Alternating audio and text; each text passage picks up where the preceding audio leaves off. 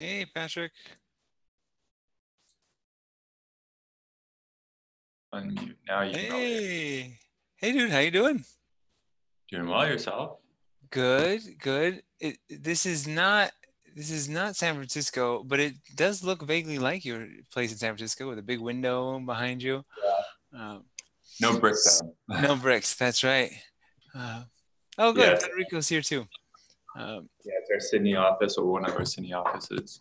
nice, nice. How are things going? Oh, just as a heads up, I'm recording this now, so just don't reveal any state secrets. Um, how's wedding planning going? Going. It's like I need to do dance lessons. Yeah. That's funny. Well, I think I did a dance lesson for Andre, like literally half an hour before like they actually danced, like at the wedding. It was just like, here, let me show you some stuff. Yeah, That's funny. we're like looking right now, and it's just like it's intimidating here. Like we don't know how to dance. But like everyone knows how to dance to some extent, but Sure, like sure, sure. we just haven't. We don't dance. Like we've never danced together. I don't Sure, think. Out of sure. Are you first looking for dance lessons in Sydney or in Seattle? in Sydney, and then probably a couple of refreshers in Seattle, to be Uh-huh. honest, because we'll be Uh, there when will you be in Seattle? on the 17th, and the wedding's on the 29th. Uh-huh. Gotcha. Is there any particular kind of dance you're doing? Are you doing like a waltz or you don't know? You're just like just dance. I ask only because like I might know some people who could help. Yeah, I think probably like this like classic waltz or something. I don't know. We'll see. We haven't like talked about it too much, Sure, to be sure, honest. sure. We still Yeah. need to do dance lessons. We got a really nice band. We got like a live band, No so like kidding. that should be fun. Yeah, but still a lot of stuff up in the air around that. But yeah, most things are good. How's the family? How's the Great. Yeah, great. Yeah, River's awesome. Yeah, he's doing really well. Today he's talking a lot more. He's making some new sounds. So I don't know. Every day it's Liz describes it as watching the most interesting pot of water boil you could imagine. Like everything, every day is like these little tiny micro changes that no one else would care about. But like as a parent, you sort of like notice them, like, oh, that's fascinating. This is what's new today. So yeah, so it's been awesome. And we've been really lucky and he's been super chill and grateful and he sleeps well. And right now he's eating well. So um, yeah, everything's great there. Uh, awesome? if you haven't met Federico I yet, haven't. Hey, yeah. Federico, how you doing? So Federico's yeah co-founder on the teaching entrepreneurship side of things. He's in Italy. He's an amazing entrepreneur. He knows his stuff super well. So if at any point you decided to go do a startup thing, Yeah. wink, wink. He's another great resource that you can tap into. I'm sure. I don't want to Yeah. offer services, but um, anyway. Andre and I can use all the help we need there. Right. Yeah, yeah. Yeah. Well, I'm excited to hear more about that and help out any way I can. It sounds like an interesting project. Yeah, need Um, to get back to Oh, the. hi, Patrick. Sorry, I just realized I was in mute mode. I was I've been- touching and nothing happened. That's I was thinking, oh, maybe you cannot understand my terrible Italian or French accent. funny. So, Okay, so let's dive in. Let's do a little bit of just tech stuff. As far as questions goes, I don't know if you had a chance to look over the questions at all. Yeah. Okay. practiced a bit. What was that? But I practiced a bit. Oh, nice. Okay, cool. So the two that I just wanted to like kind of run over real quick is the second question. Mm-hmm. Like how would I, or as a normal person or a student, be impacted by your work? Like basically, we're just trying to connect the dots for students to see like, okay, so what is this, and like what sort of impact what could they have in that role on normal people? So does that question kind of make sense? You have a sense of how you might answer that? Yeah, I was planning on showing some work. Awesome. And yeah, stuff that's already shipped, so it's all good to show. And and things like that. Awesome. And then walking through the product and like all the decisions that we've probably made. I don't know like if they have familiarity with Jira, so I can either walk them through the product or I can walk them through the work and talk about like some of the thinking behind it and like our role as a designer when it came to this work, and talking about like the importance of a bit of design thinking and then just communication and generally like the value that we sort of provide. I don't think there's any metrics on here, so I'm just trying to avoid. Okay, cool. Most of the stuff is fine. Yeah. Okay. One thing I'm making my hand slapped, which is not too worried about. So welcome, Michaela and Nathan. Thanks for joining us. We're just chatting with Patrick to make sure we got all the tech set up right. We'll probably get started in about 10 minutes or so. If you guys have any questions, please feel free to throw them into the chat, and that's what we'll kind of use to field any questions you've got. So, Federico, would you be up for just putting out a message out to in the chat, letting people know? Okay. And just as a heads up, folks who join later on won't be able to see any messages you post in the chat. So it's probably worth doing that a couple of times, as we get closer. Cool. All right. So how much longer are you going to be in Sydney? Yeah, there's no plans on moving back yet, to be honest. Oh, wow. That's awesome. Yeah, we're on the 457 visa, which is a 4-year visa, and we're about a year and 3 months through it. So we still have 2.5 more years on the visa, and Margaret's on her own visa now. So like, there's no issues. Like, we pretty much stay. We just have to keep on renewing our visas. Wow, that's amazing. And what's the motivation for staying? Like why stay in Australia? Let's see, I can probably show some photos, but yeah. the beaches are pretty incredible. So I went to college with Margaret in San Diego, and it was really nice to live on the beach. And like, and in hindsight, we're probably gonna eventually end up in Seattle. And the thought of like going out on a run in the beach and going swimming and learning how to surf is a pretty big attraction and allure. And then also just having a different life experience. I think one of the things that personally, I had just lived my entire life in California, from LA to San Diego and then to the Bay Area. And I just wanted to broaden my horizons a bit. And Australia is probably as close to America as you can get other than Canada. So it's not that drastically different. But it has its own little quirks, its own little things that I find delightful as an outsider, and like getting to hear them. Like, I didn't know like meat pies existed. Kangaroos are pretty neat to see every once in a while. Have you had their milkshakes? Have we talked about this already? The thick shake, the thick shakes. Right? Yeah. I mean, it's an interesting country in the fact that it's about the size of Southern California, and really? The physical space is about bigger than the United States almost. So like, there's a lot of remoteness to it, and so you can be outside of Sydney in an hour and be pretty much by yourself. A beach in LA that would have 50,000 people on it on the weekend here has like 10. It would take you an hour just to get out of the beach parking lot in LA. Sure. Yeah. Huh. Well, that's awesome. Well, I'm glad to. And Margaret, what's to the extent that you're able to, what's she up to these days? Margaret actually just had her last day of work 2 days ago, I guess, at the accounting firm she works here. She's actually joining KPMG as a part of their global mobility team. Nice. So she's going to be doing a lot of like U.S. expat tax work, which is what she's been doing over the last year as well, but just for a bigger firm. It's interesting. It's she really likes the process side and like making sure that things are documented. So she's been building up this little mini U.S. tax department, the firm she's been at. But she definitely wants to work for something that's a little bit bigger and has a little bit more impact on the organization. Nice. Wow. Very cool. Well, I'm glad you guys have found a little home there, and that it's comfortable and good people.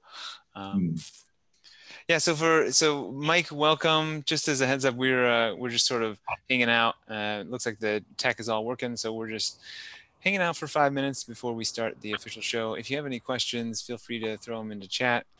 Yeah, would also love if you guys in the chat would just throw out what school you're from, so that we know, and if there's anything in particular that brought you here, like hey, you're already interested in UX, or you want to learn more about it, if you have an experience with it. Yeah, love to make this as collaborative a session as we can while we've got Patrick on.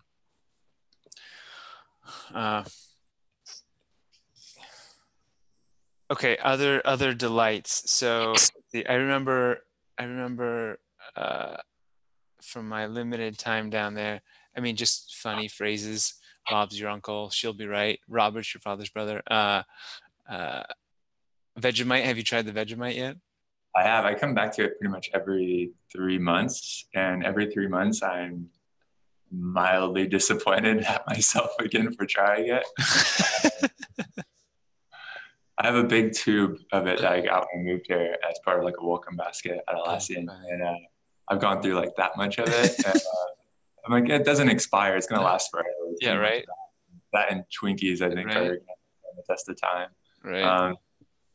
I've heard the trick is like a thick slice, thick slab of butter on toast, and then a little bit of Vegemite, and then I see. I'm just like, I'll take the butter, but just hold the Vegemite. Yeah, right. Yeah, for sure. Okay, I'm gonna be right back. Hold on.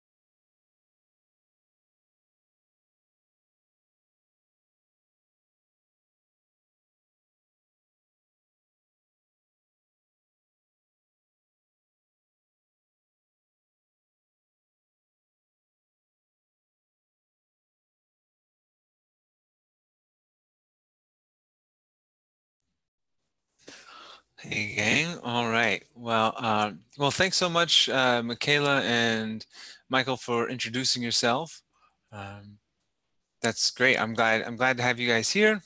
Oh yeah, hey Sean, feel free to turn on your cameras if you want, or your mics whenever you want to hop in and ask a question. And this is going to be super informal.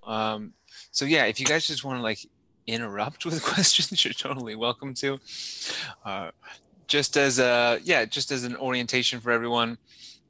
We'll get started here about now, actually. So feel free to throw in any questions that you have into the chat, and then we'll start integrating those as we pass them off to Patrick. Or if you, like I said, if you just want to hop in and ask, fire away. If you're willing to introduce yourself in the chat, just say, hey, what school you're from, and if there's anything in particular that drew you to come to the session, that would be great too. And then Michaela, just to call out that I'm happy to answer the question in terms of what I like best about working for Exec, but Patrick actually doesn't work for Exec. I'll let Patrick introduce himself in more detail. But let's get the show started. Welcome, Patrick. Thanks so much for joining us today. So, just as a level set, Patrick is a user experience designer and manager for a company called Atlassian. And he can talk a little bit more about what they do. But he's a friend of mine, and he agreed to come on and talk a little bit about what exactly user experience design is and what his role is, and then answer any questions that you guys have about whether or not this is a role that you might be interested in. So welcome, Patrick. Thanks for joining us. Anything that you want to talk about just at the top in terms of about who you are and Atlassian or anything? Yeah, of course. Yeah, I can definitely set some background. So I've been at Atlassian for a little over 3 years now, and been a pretty much designer most of my career. I've held a bunch of different roles actually, but my affinity definitely is for design, and I consider myself a designer true and blue. But Atlassian is a software company. We build a suite of different tools for companies out there, primarily Jira, Confluence, HipChat, Bitbucket, and about 14 products in total across both server and cloud. Our primary market is tech teams. We cater primarily for software teams or IT teams within tech. Recently, we acquired Trello as well, so we have this lateral branch and are trying to go after more teams, business teams as well. My role is specifically working as the design manager for Jira software. So I work with a team of 5 designers on Jira software who are primarily working in agile teams, trying to improve the product as well as build new experiences into the product. And so I can talk about that a little bit on. My background's actually not in design. I actually have a business degree, 2 business degrees. I actually stumbled into design coming out of my first internship out of college. I was at a company called Skinit, which was an e-commerce company, and I was doing website optimization and SEO for them primarily, and a lot of analytics. And part of my job at the time, I was responsible for doing a lot of A/B testing and experimentation on their funnel. And so I got really into that and started creating new flows and diagrams and trying to improve the overall funnel for the e-commerce company. And my boss at the time was like, "Hey, you know, your title," my title at the time was a marketing intern. He's like, "You know, you're not really doing marketing at this point. You're doing primarily user experience." I had never actually heard of that before, to be honest.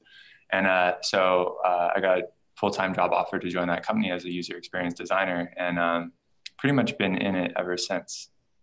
So, okay, that's a great intro, and it makes sense that you would sort of leverage your business degree to go do a marketing internship, and then that turns into, I can see how that turns into kind of user experience.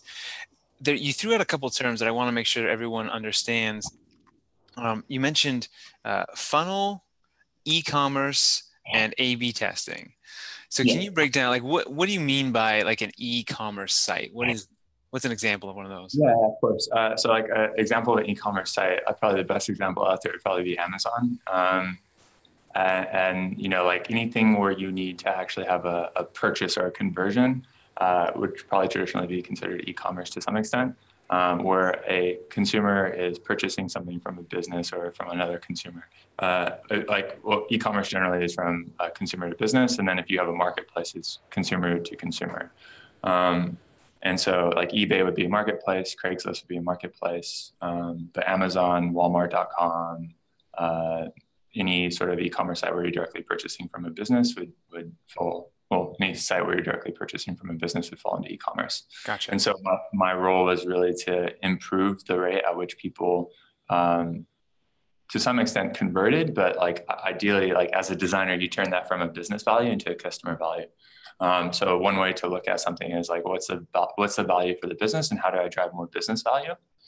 But designers, our primary job is to help frame the business goals with the needs for the customer. So one way that you would look at it if you're trying to optimize a funnel for an e-commerce site would be, how do I help people find the things that they're looking for? And generally speaking, like if you provide customer value, I like indirectly provide business value as well most of the time. Gotcha. Well, that's a really interesting dynamic, your distinction you're making between kind of like a more marketing sales role is like very oriented to the business objectives, whereas the designer is, yeah, maybe has an eye on the business objectives, but really is focused on prioritizing on the customer or user experience and their objectives. Yep. Mhm. Yeah, 100%. So then talk me through funnel and then A/B testing. So e-commerce site is a place where people buy stuff online. Great. Funnel. Yeah, so a funnel is basically, imagine if you were to land on Amazon.com. So that would be, traditionally speaking, like the first step on site within the funnel, but there's a lot of things that happen off site as well. So like, how did the user actually find a link to Amazon.com? Did they type in Amazon.com directly, or did they search for something in Google or another search engine and then come back with a result and then click through into Amazon.com? And so what you would do is you would actually see the entire path from top to bottom of how a customer actually entered your site, and then ultimately what they found and what they purchased.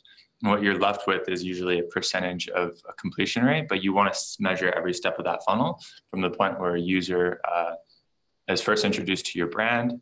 That could be on the search engine page or from an advertisement or directly from organic. But then all the way down to when they actually convert. And your goal as a designer, or traditionally this falls to design or PM, is to sort of optimize that for the conversion or customer value. And so when you think about the funnel, there's plenty of ways for a user to get lost. A good example is like, if you offer too many options, do they end up spending too much time searching, or do you narrow the options and that way they find the thing that they're looking for quicker? Because there's too many choices available on the site, then users tend to get overwhelmed. So there's a lot of user psychology behind how you would actually design the experience to make sure that it's optimized for the user experience. Yeah. Okay. So this is making sense. So I'm shopping for an iPhone case. Yep. And so someone at Amazon, the user experience designer there, might say, okay, hey, what are the different paths that someone could come into our site, and what's the funnel, the steps they would take to go through? So maybe the first step is search for best iPhone cases. They find a link to Amazon in some review page, and then from there they get options. And so the funnel would be like every single step someone would take, and a conversion is when they actually give Amazon money. Correct. Yeah. And as a designer, like each one of those pieces you can sort of think of distinctly. So let's assume that advertisement that you see for an iPhone case to Amazon, you can have a designer spend a week designing that one ad that you see, and designing 100 different variations of that ad and testing those variations to see which one performs better. And imagine you're a company that sells iPhone cases. First company I worked for, Skinit, was a phone case company, by the way. They sold cases, so this is pretty true to home for me. And you're basically paying for each impression that ad is shown to a user. So your ideal situation is that you drive the number of click-throughs from that ad into your site. So let's assume 1,000 users see that ad and you only have 3 people that click through.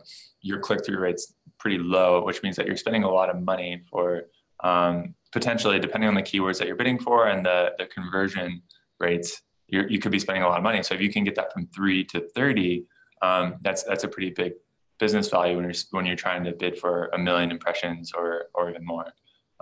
So as a designer, your job, so to speak, is to try to help improve those metrics to help deliver business value as well as customer value.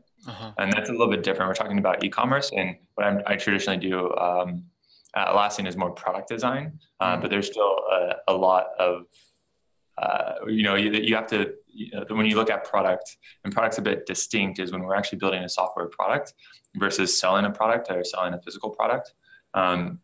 There's marketing, and there's design's typically thought of, and user experience design is more of a broader term, but there's traditionally within tech companies, there's sort of this top of funnel marketing driven design or product design where you're trying to create the value. And the best way that I can probably try to delineate between the two is that the product designers and the product teams are the ones that are creating the value, while as the marketing design and marketing teams are the ones that are trying to connect customers to that value. And like the way that they do that is like trying to identify the use cases for which that product can be used for, and trying to market those specifically, and the pain points that customers are having, and trying to figure out like what's the best way to link the two. I find that really enjoyable to do, to be honest. And it's not something every designer wants to work on, but it's definitely something I find quite fun. Nice. Okay, so then just to make sure I'm hearing you right, you're actually sort of distinguishing between two types of design. Sort of the marketing design, where you described like how we can create an experience that introduces our customers to our value proposition. And then there's the actual product design itself. So in the iPhone case piece, the user experience. So there's a little bit of user experience in terms of getting people to identify and find the value in our product. But then in the iPhone case example, what would the product style user experience design be? Yes, that's a very interesting one, right? Because it's a very general example. So like that, like when you look at product design. So like I consider myself a product designer, whether it's physical or digital.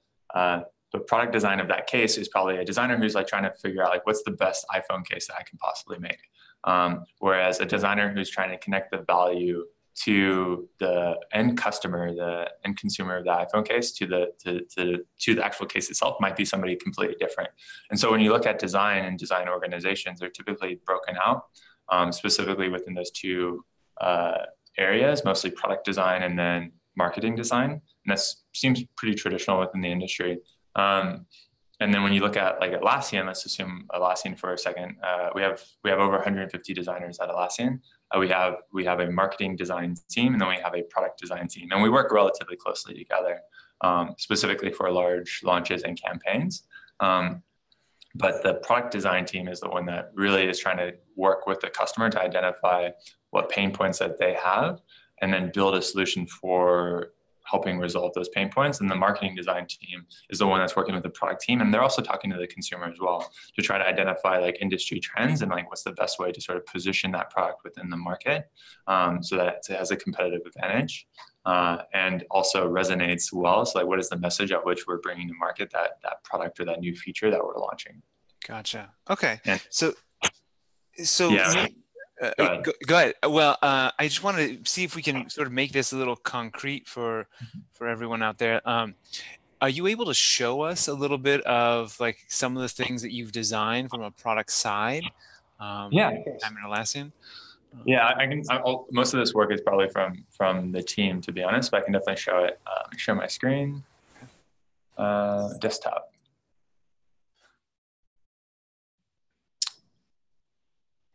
Perfect. But yeah, so I'll walk through a bunch of different I have a bunch of different things to show up here, which might help cement this a bit. And I would say like, probably go off on a bit of a tangent, but like good design, actually, like, you know, there's this McKinsey report that came out this week around the business value of design. So when you think about the role of a designer, like companies that value design and actually invest in design have proven to some extent like an increase, and the market has identified with that. So like good design actually introduces like really good business value, which, you know, like people have intrinsically known that for quite some time, but companies that invest in design actually have a higher return in the market than those that don't. So design is thought of as pretty valuable, so to speak.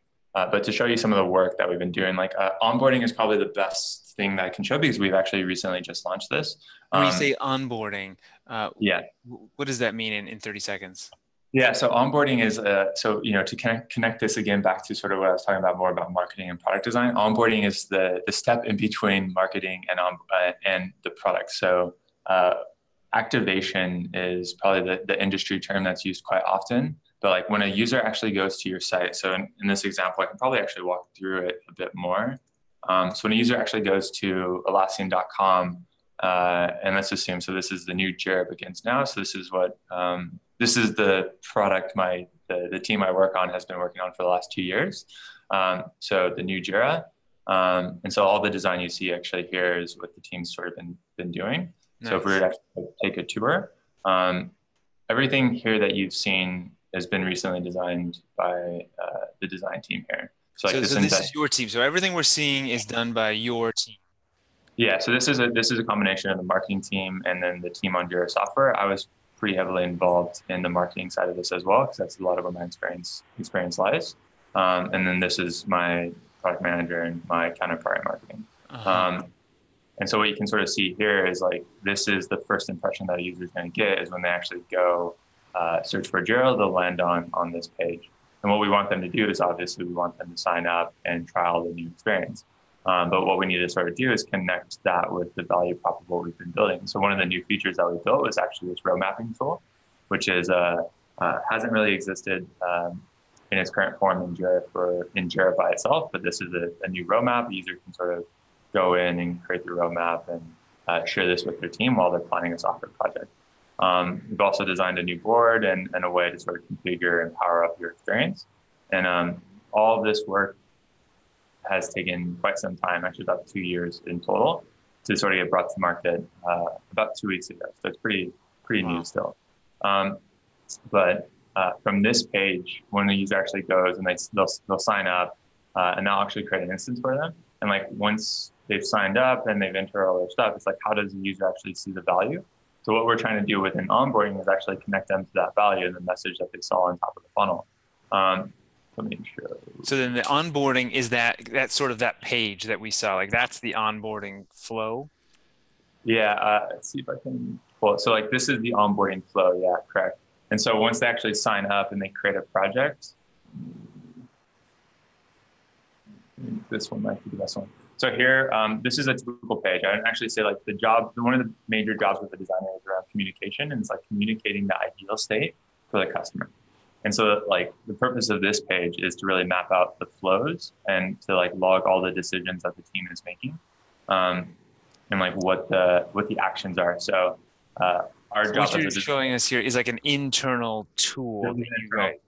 Yeah, so this is Confluence. This is one of our products, but regardless of the tool, like a designer's job is around really communicating the rationale behind and what problem they're actually setting out to solve. So as a designer, the first thing that we always try to do is like problems we set out to solve are like, what is the problem? And actually being able to succinctly communicate that in a way that is easily understood and that you can get buy-in across the team that like, yes, this is the right problem for us to be solving. And then like any related research that you have, and then really documenting like this, I can spend an hour going through this and like the work that went behind it, but really documenting the research and validation that was done from a design perspective to actually increase our confidence that this is the right thing to do. But if you talk about the flows distinctly, sort of that page that you saw, this was one of the initial mock-ups for that page, like the new Jira begins now with the embedded sign-up form. And then like how that funnel would look is then the user would actually have to verify their email address. Their instance would be provisioned. They'd ask a couple of questions and they'd get recommended a template. But then at the outcome of that, they'd go through onboarding. And so these were designed somewhat distinctly, as in like these all had sort of unique hypotheses that we could test and validate by running an experiment. Or in this by experiment, I mean sort of like an A/B test, so that we can test each one of these distinctly and see how it performs. We don't really want to shoot blind or in the dark, so to speak. We actually really want to make more data-informed decisions as best we can, while sort of moving fast. This project in particularly fast. Can you show us an example of an A/B test that you did for this? Yeah. Yeah. So I can definitely do that. Probably won't be able to show the numbers. Oh yeah, that's fine. Just like two different variations would be interesting. Yeah. So a good example is we actually never really had onboarding, so to speak, at the project level. So when you'd actually land on your board, you actually would never have any onboarding. So the control variation, the control, like the no changes were for this experiment, didn't include any of this messaging. So in this example, we actually have this banner that a user would see at the top, and then they click take a tour. And that tour basically do a lot of feature discovery and basically help them do wayfinding within the product. So here it's showing them how to create an issue. And even though this is pretty, like the product's relatively intuitive, we wanted to like show them how to create an issue or create a column in an issue in this context. I don't know if you've used Trello. It's just a representation of work, and then creating a column is a representation of the workflow. So we wanted to actually educate customers on how to do this, and like the persona that we were designing for is like the founder persona, which is someone who's working in a team who, they might be 2 or 3 people, but now they need to start tracking the work that the team is doing. So they would go search for a solution for that. And most of the time they'd end up finding Jira. And like what we were trying to ideally cater for is the small types of teams who need a way to easily track their work.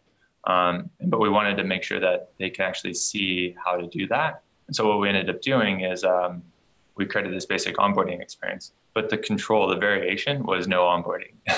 So it was, you would land in the board by itself with no banner.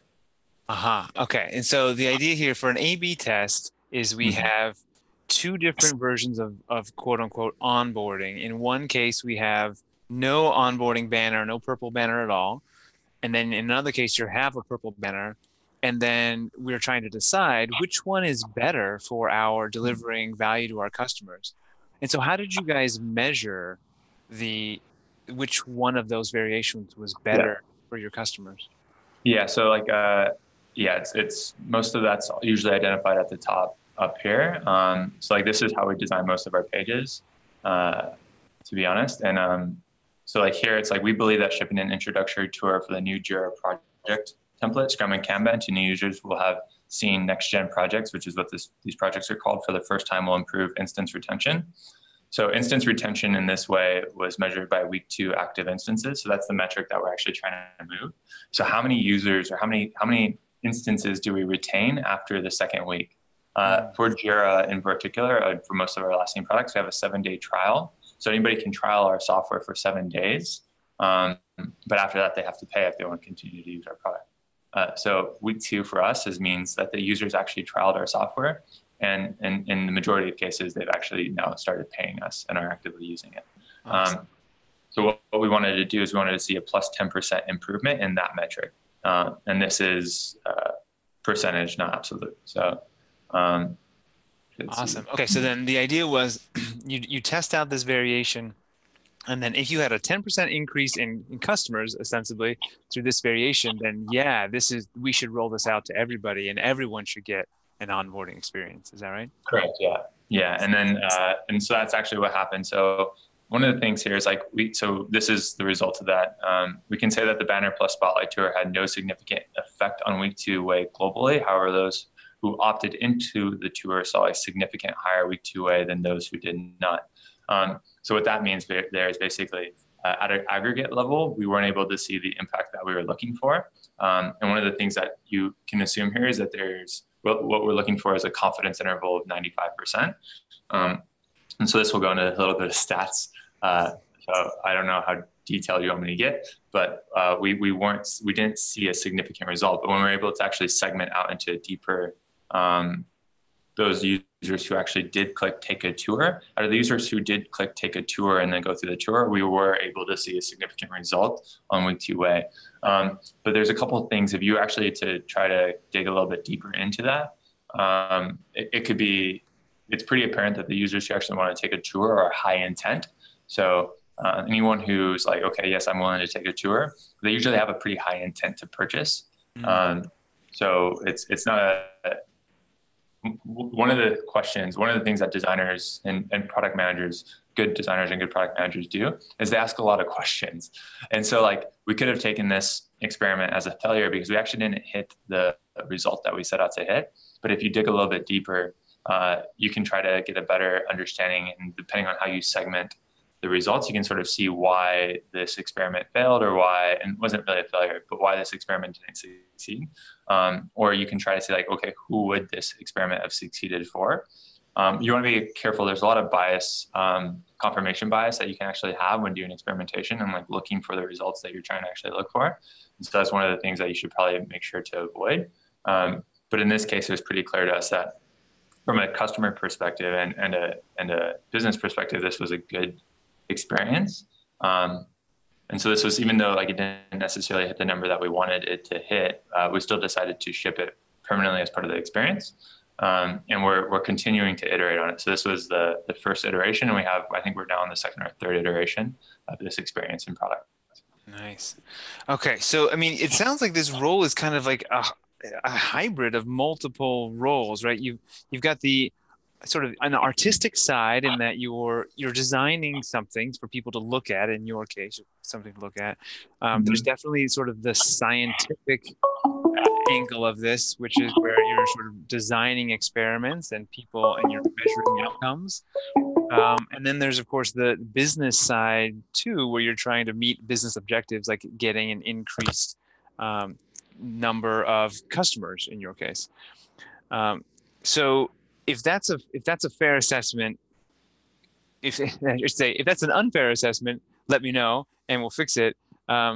Otherwise, I'd love to know kind of at a high level, like, what do you like most about being a user experience designer? Yeah, I would say one of the things that I like the most about being a user experience designer is actually talking to customers, to be honest. Like deeply understanding the problems that people have, and caring, to be honest. Like there's a lot that I value within my role. But I think the thing that I find the most valuable is actually identifying somebody that you're really passionate about the problems that they're facing, and your motivations to solve those pain points. So one of the things that really attracted me to Atlassian is I actually really care about software teams. Like I've been working in software teams for the last 10 years. Like I'm intimately familiar with a lot of the pain points that and how hard it is to be an entrepreneur and to build software. And so like being able to alleviate some of that pain, I found very exciting. And so when I actually go talk to customers and they're using our products and it's just not working the way that they want it to, that's pretty motivating to me. And like, I want to help alleviate those problems. I want our software to work for them. I want it to solve real intimate problems. Like I want it to help change the way that they work. And I find that really inspiring to some extent. And I think as a designer and a product manager, to be honest, like you have to care quite a bit. And it's not just a job at the end of the day, most of the time for those two roles. Like you really have to want to change the world, so to speak. And yeah, it's probably the thing I value the most about a designer is that like I actually have the language and the tools available to turn a problem that I see that a customer has into a solution. And the same could be said for a lot of different roles, to be honest. But like a lot of the times, I feel like that's what resonates the most with me. Yeah. Well, you're like the bridge between, the customer, because you're actually out there talking to customers about the problems they're having, and you have the ability to implement changes and measure those changes. Whereas, some folks may be just entirely customer focused, some people may be entirely product focused, and it's this cool bridge position that you're in between those two. Okay, so let's get concrete though. Let's talk money. So average salary ranges for a user experience designer in the United States. We should mention that you're from the United States, but you're in Australia now because Atlassian moved you out there, which is awesome. Yeah. But okay, so salary ranges, Glassdoor says starting salary for a user experience designer is around $78,000, and then the average salary range for user experience designer in the United States is around $108,000 a year. Do those sound kind of in line with your knowledge of the industry?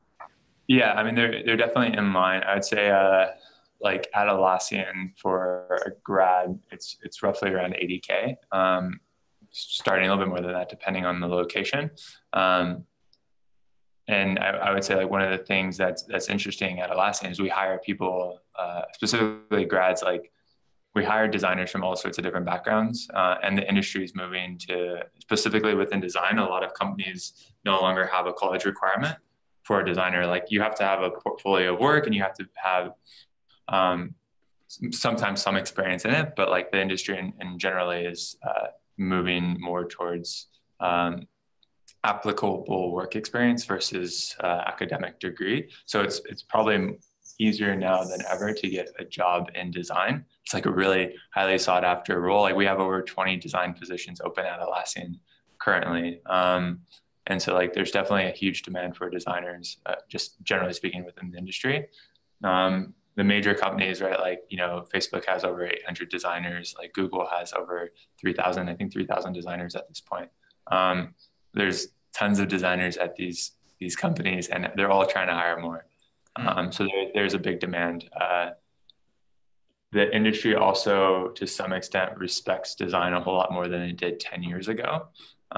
So generally speaking, the salaries are a lot higher now than they were 10 years ago, to the point where they're pretty much on par to a large degree with engineering and product management, which are pretty much the two other functions that most people end up going into for software. Yeah. Okay.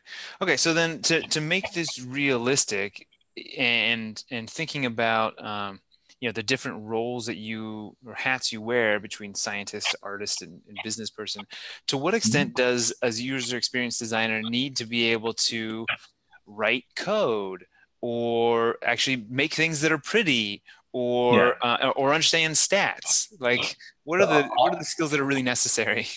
Yeah, so let me actually share my screen because we actually have a really detailed role guide, and there's a lot of resources I actually probably want to share with people. So we have Atlassian.design, which is our design-facing website, which basically has a lot of the things that we do sort of articulated and documented here. We have like our brand guidelines, our marketing guidelines, our product guidelines, and so you can dive a lot deeper into the actual sort of things behind it. But we also have our Medium publication, which is Designing-Atlassian, which has a bunch of articles written by the Atlassian design team. And so like this would be the best way to sort of get some insight into what design looks like at Atlassian. But if it was to be a little bit more concrete, this is our role guide. So this is our internal role guide, growth profiles for design. And so this actually articulates exactly what we're looking for in designers.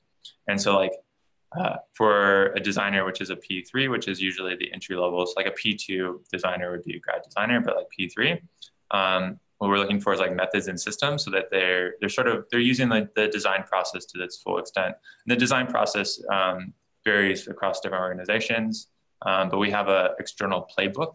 So actually it might be worth talking about that for a bit.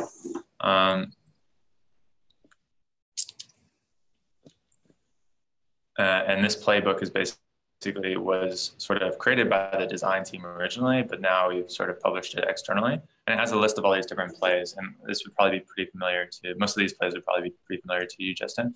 But it's just a way of like, you know, how to do customer interviews, contextual inquiry, 5 whys, demo trust. This is one of the plays that I helped work on. And like, this is basically our playbook. This is the process at which we want designers to sort of follow at Atlassian. And like process is meant to be broken quite a bit, but this is like a rough structure for things that we sort of value. If I was to go back here, so this is, where are we at? Here we go. So these are sort of like the methods and systems, and most of those are articulated as plays. And then planning and execution, so like just generally getting shit done. And yeah, so this is inviting the right people, showing up on time, setting high standards for performance for yourself and others. So it's basically taking responsibility for your work. So like you receive general instructions on routine work, but you can sort of generally take it over. And then creativity and intuition. So assignments generally require limited autonomous problem solving. And so again, like I said, my job mostly is just to solve problems. And that's what we view designers' jobs, generally speaking, are. This is probably the one that I think, if I was to say like any skill that regardless of role that you're going to need in the world, it's like communication and influence. There's a reason this is so important. It's just like, no matter how good of a designer you are, if you can't convince somebody to actually implement your work, it's never going to see the light of day. You provide very little value in producing just static screens if it's not actually in the hands of customers.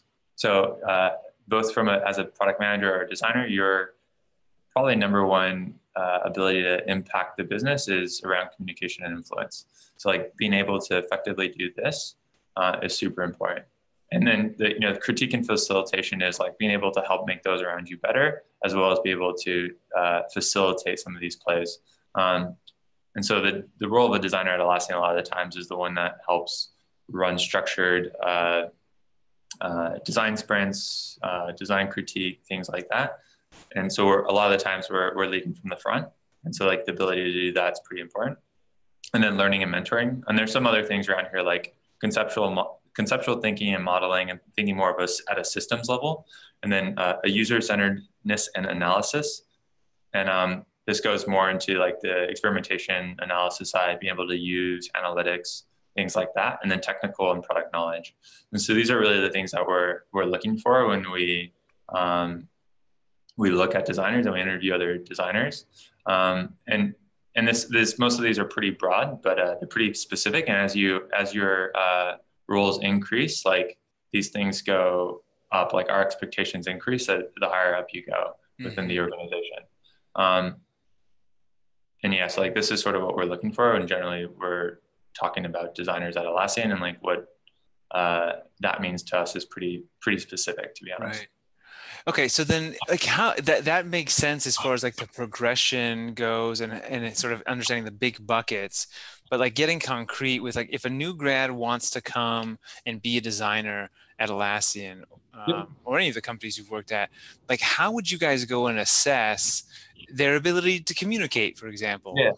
Yeah. So a lot of that's in the interview process, to be honest.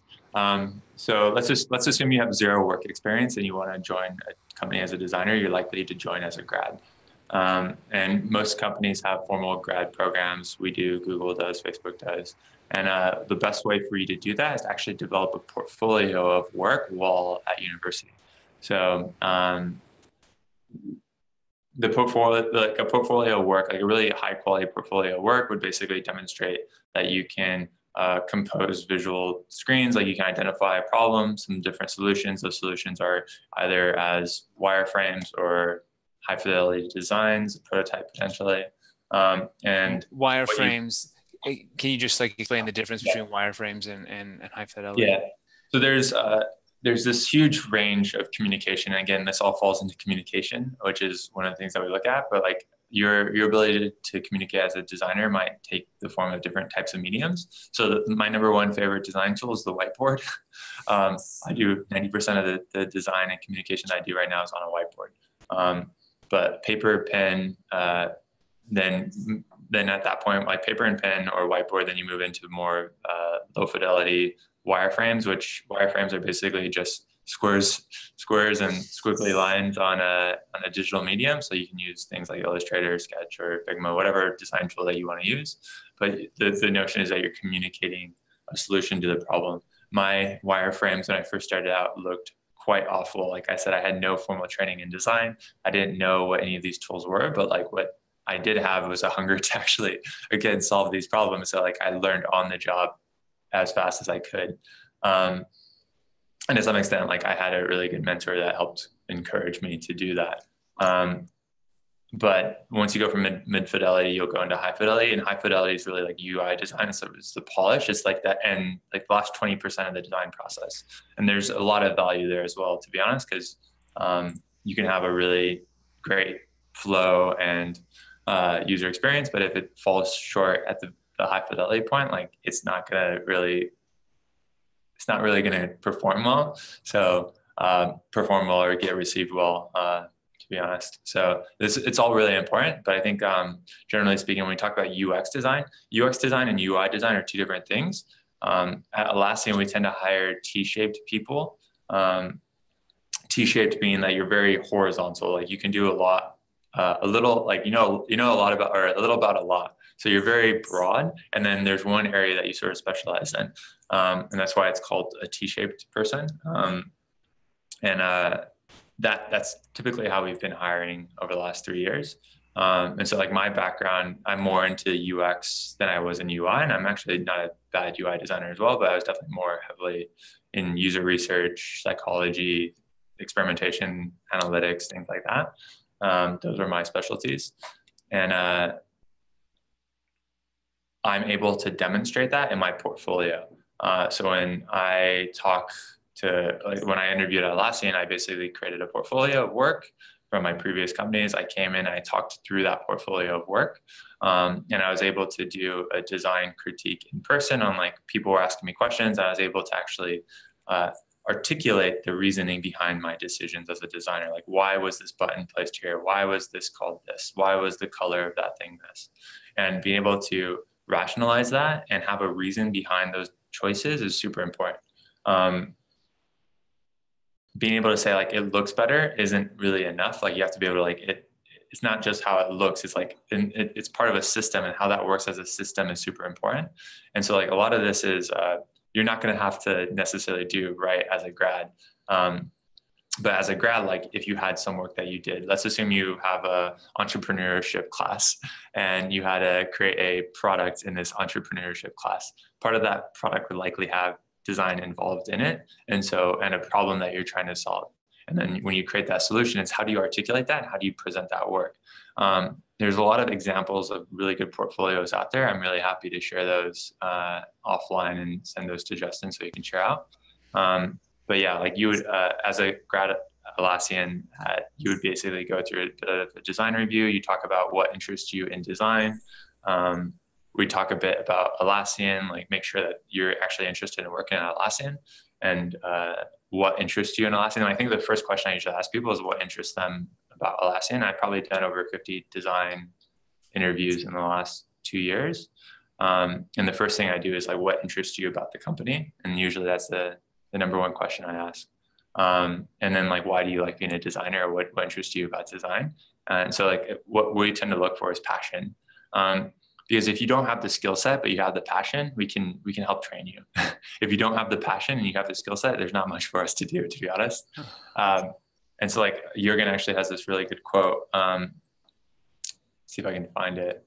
It's on our site, but it's, you don't need to know everything, but you need to have the hunger to want to grow. And so that's sort of what we look for, which is like, you have to be hungry to some extent to grow and want to learn. And most of the time that's all gathered in an hour-long conversation. And but yeah, definitely the portfolio is definitely an important aspect, but like for a grad, we don't expect you to have like the world's best portfolio. It's just being able to actually articulate the problem and the solution and how you went from here to here and what that journey looked like is definitely important.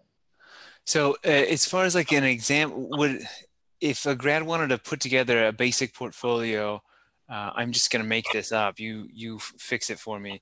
Mm-hmm. If they found some website that had an unoptimal user experience from their perspective, like it was not easy to use or it was confusing, and then they took it and said, okay, here's the existing thing. Here's the problems with it. They wireframed like a better version. Maybe they showed that to some friends and they did a little A/B testing, like, hey, which one do you like, version 1 or version 2? And then they did a high fidelity, pretty version of the winning one. Is that the kind of thing that might be good on a portfolio? Yeah, definitely. So actually, I'll tell you the way I got my first internship was I did that. So actually, I was in a sports marketing class, and one of the people that came in was Skinnet, and we had basically a lot of licenses for like the NBA, NFL, a bunch of these things. And I basically did a heuristic analysis of their site. So I basically went through their site and said, like, hey, these are all the things that are wrong with it. This is how I fix it. And I didn't really show that many designs. I was just more, I had this huge, I think it was a PowerPoint or something at the time, very undesignery. But basically I presented that to them and they're like, hey, we'd want you to come join us as an intern. And that got me my foot in the door. And I was able to, once I had my foot in the door, I was able to actually improve and show growth and those things, which were really important.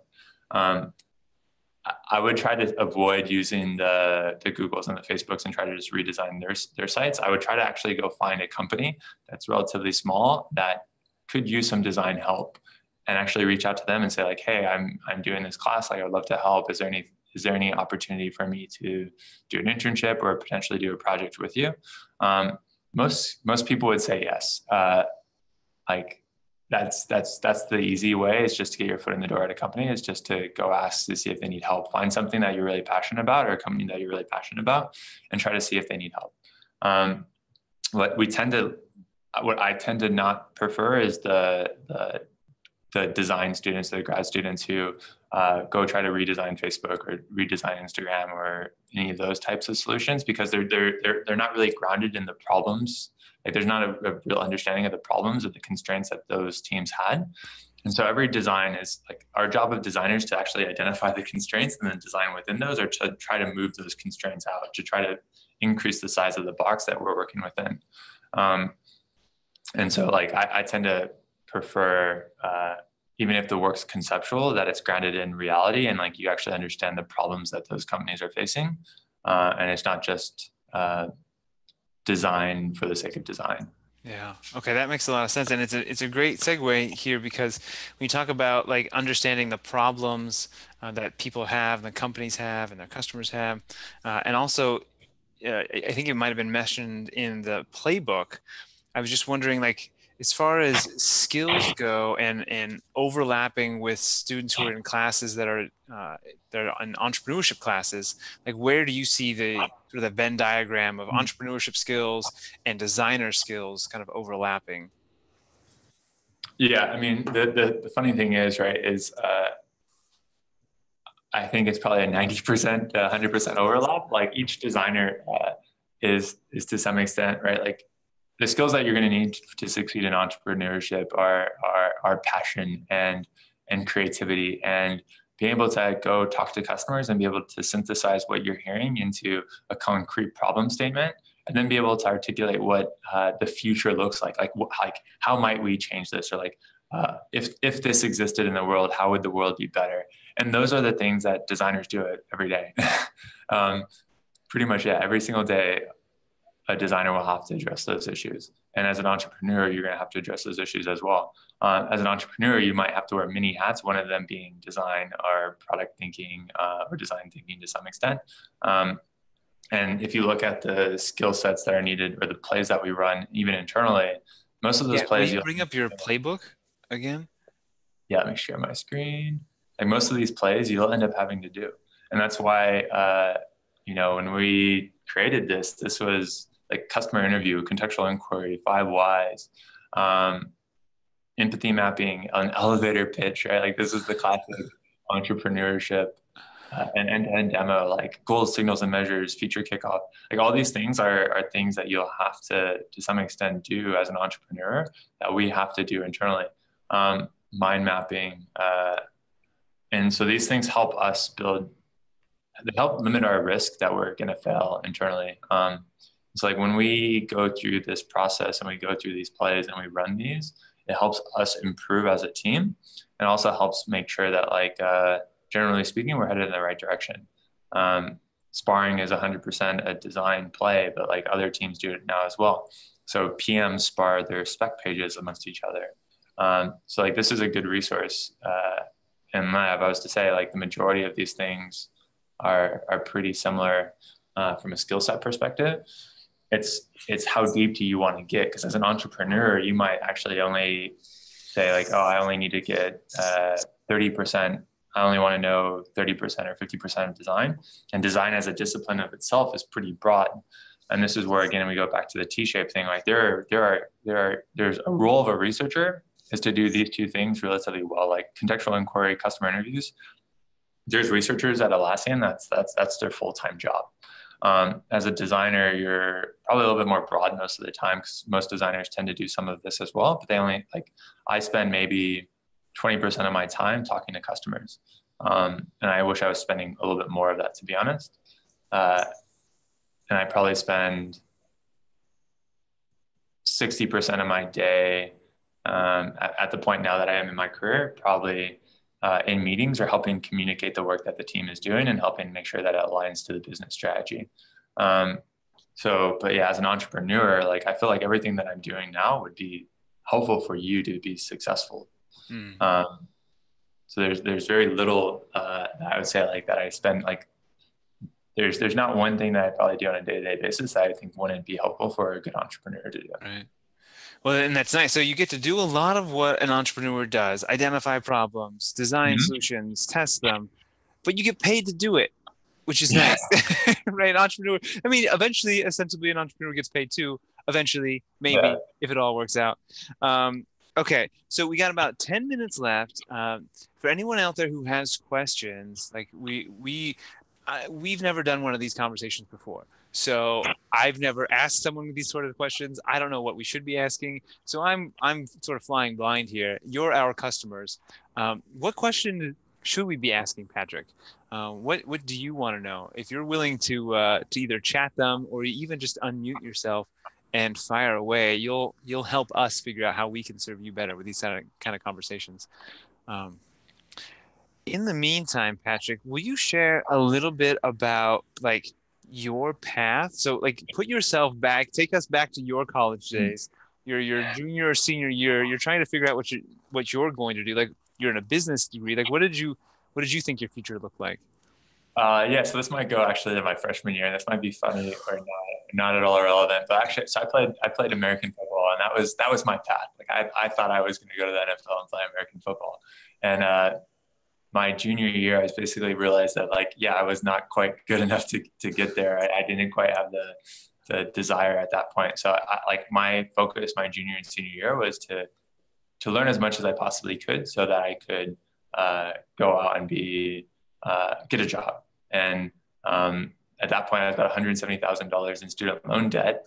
And so my goal is like, how do I go figure out how to get a job that can pay me money and I can actually afford to pay this down and not be broken by that.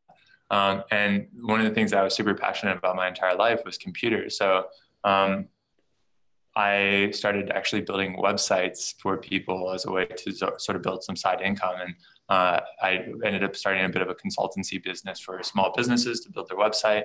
And that really got me into, I started out more in development on the development side, but I actually had to figure out how to design those so that people would actually pay me for them, not just pay me to build them.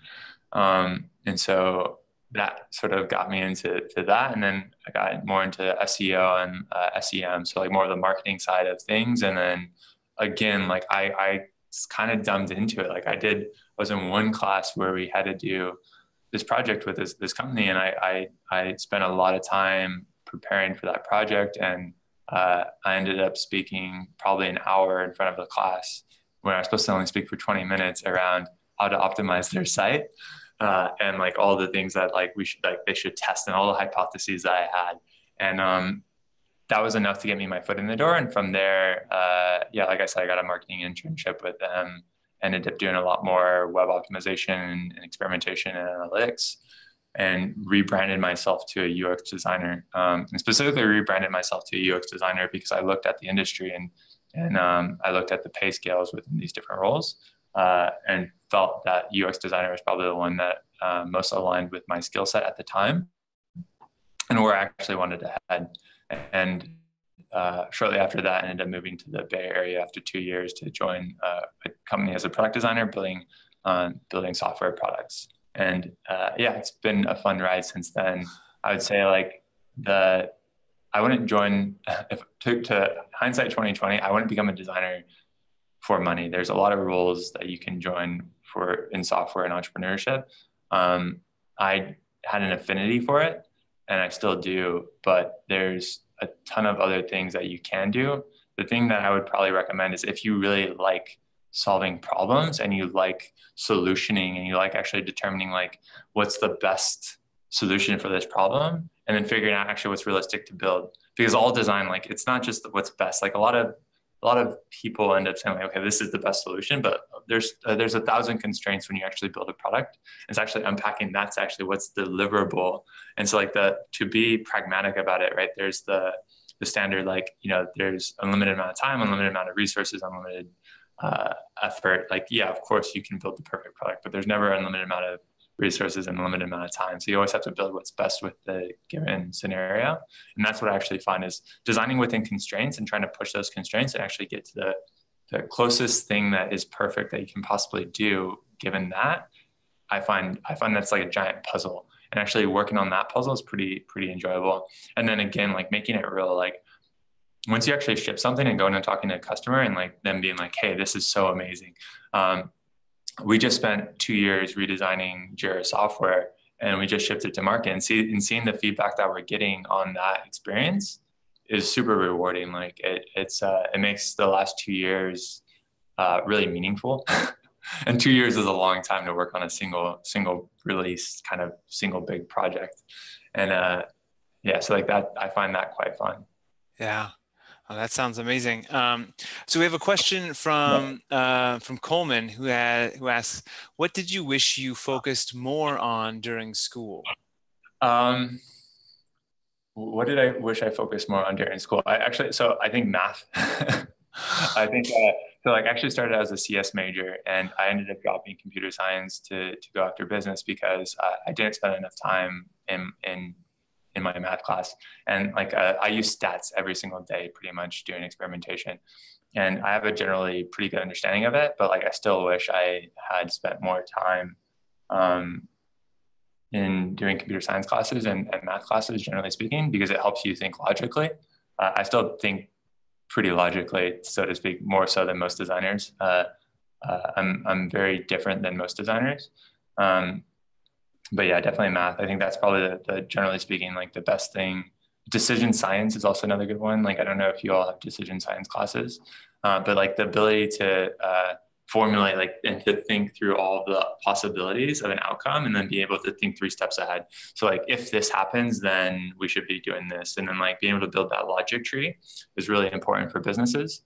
And then being able to say, like, as a designer, like, if the customer, if we run this experiment, what's the next experiment that we're going to run? If we run this experiment and it's successful, what is the conclusion of that? Like, how do we keep on moving this thing forward? You always need to think 3 steps ahead. And because you're going to be asked 100% of the time, what's the next step? Like, what's the next thing that you're going to be doing? And so that's really helpful. Decision science, logic, those things are really, really valuable. So actually having a firm understanding of those and helping build that repertoire is super valuable. Nice. Sean has another question. It's a great one. Along with software designers, are there design jobs for other professions or industries? So design in general is it's a really broad term. There's automotive design, there's industrial design, there's architecture is to some extent design. If you look at the software space, everything has software now, pretty much. Like, software is eating the world. So even when you think about software, just design within software, there's, I don't know, 20, 30 different titles you possibly have. I just call myself a designer now because it's the simplest. I would say industry-wise, like, it's a really fragmented industry. I think there's what you end up seeing is like things converge and then branch back out, and then they converge again, then branch back out. And so as an industry, like UX design is probably the one that's probably the most relevant, I think, from an entrepreneurial perspective. And the reason being is because there's a lot of user psychology, like user behavior, contextual inquiry, understanding like the problem. I think that's probably the most relevant. Yeah, I think physical, like product design itself is a whole nother discipline, like requires a completely different set of constraints. So surprisingly, a lot of designers actually Atlassian, like I mentioned earlier, like we have designers from all sorts of different backgrounds. We have a lot of people who have an industrial design background, a lot of people who have an architecture background, but they all end up converging to some extent at UX design, or a lot of them have converged to UX design here. That's great. Okay, so Sean, the answer is yes. There are lots of other designers out there.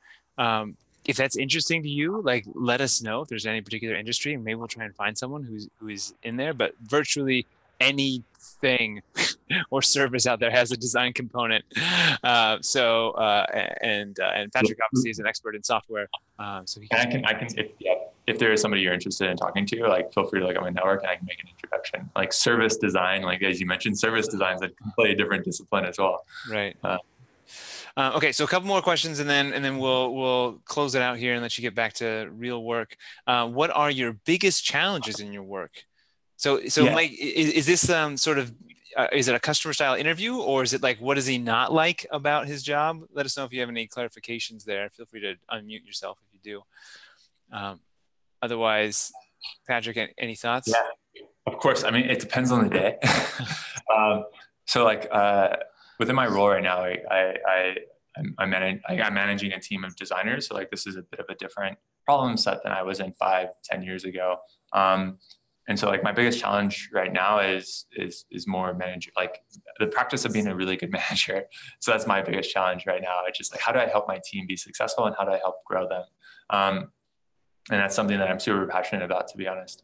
I think that generally speaking, the biggest challenge you'll face as a designer is around communication and getting buy-in and actually evangelizing the work so that it gets built and to the quality that you want. Because as a designer, like you'll tend to design these things that are designed holistically, but you only get a fraction of that built. And your goal is to get the 99.9% of the design that you've envisioned built. But most of the time, it'll end up being like 95. Depending on what company, it could be like 80 or 60 or 70. And then like your goal is to get it as close as you possibly can into the quality at which you want it. But you have to be pretty pragmatic about it most of the time. That's great. Okay, cool. So Mike clarifies in here that he's trying to ask things that are hard to do, even not your favorite things to do, and how do you get through those? So that speaks to that a little bit, trying to get as much of his design implemented. But Mike, let us know if there's anything else you want to clarify in there. And then last question for Michaela. So when you graduated college, did you expect you would be here now as a user experience designer or manager? And did you think you'd be doing more that's sort of aligned with the degrees you got? So interestingly enough, like the 2 degrees that I have right now, I think the 2 degrees that I actually have right now are pretty applicable to what I'm actually doing. So I think I have two business degrees. My undergrad's in business and my master's is in business, and it's pretty applicable. Like I use those on a daily basis to actually see sort of like how do I connect the customer value to the business value, and that's works. That is actually super valuable and provides a different lens for me as a designer amongst most of the other designers at Atlassian who don't have that background. So I actually do use my degrees on a daily basis. I did not expect to be a designer. Like if you told me in college, like I was going to be a UX designer, like I probably would have, I didn't expect that to happen at all. I had no idea what I was going to do. And to some extent, like, I think most people have no idea what they're going to do. But I ended up going down a path and I just kept on following it and pursuing it. And that's sort of where I am today. And I'm generally really happy with how my career has turned out. I love what I do and I love solving problems for people that are real and visceral. Awesome.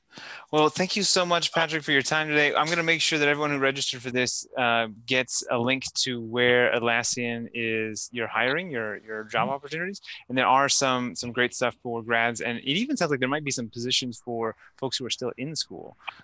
So thank you so much for your great questions. Thank you, Patrick. And then we'll get out a recording to this to everyone in case you miss any part of it.